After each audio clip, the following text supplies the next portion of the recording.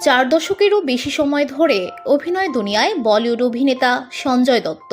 একাধিক প্রেম, বিচ্ছেদ ও বিয়েতে নাম জড়িয়েছে তার।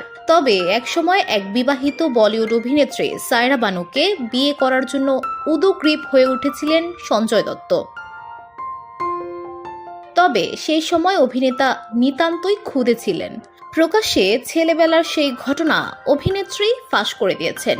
এক জন্মদিনে প্রয়াত স্বামী দিলীপ কুমারের সঙ্গে সঞ্জয়ের একটি ছবি পোস্ট করেন বর্ষিয়ান অভিনেত্রী সায়রা বানু।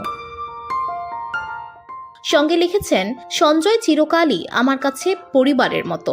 আমাদের বাড়ির সবাই ওকে একরত্তি থেকে পরিণত অসাধারণ ব্যক্তি হয়ে উঠতে দেখেছি। সঞ্জয়ের মা নার্গিস দত্ত প্রায়শই সায়রার বাড়ি যেতেন। তখন মায়ের হাত ধরে যেতেন ছোট্ট সঞ্জয় দত্ত। সেই সময় নার্গিস ছেলের হাত নাড়িয়ে বলতেন, চলো সায়রাজিকে বলো তুমি আমাকে কি বলো। তারপর ছোট্ট সঞ্জু সায়রার দিকে তাকিয়ে আধো আধো গলায় বলতেন, আমি সায়রা বানুকে বিয়ে করব।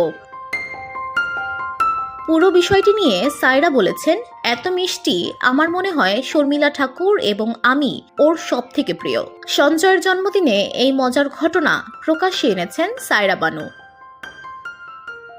পাশাপাশি এও জানিয়েছেন তার হৃদয়ে বিশেষ জায়গা দখল করে রয়েছেন সঞ্জয়। সবসময় ভালোবাসা ও শুভেচ্ছা রয়েছে সঞ্জয়ের জন্য। VOD Bangla news desk.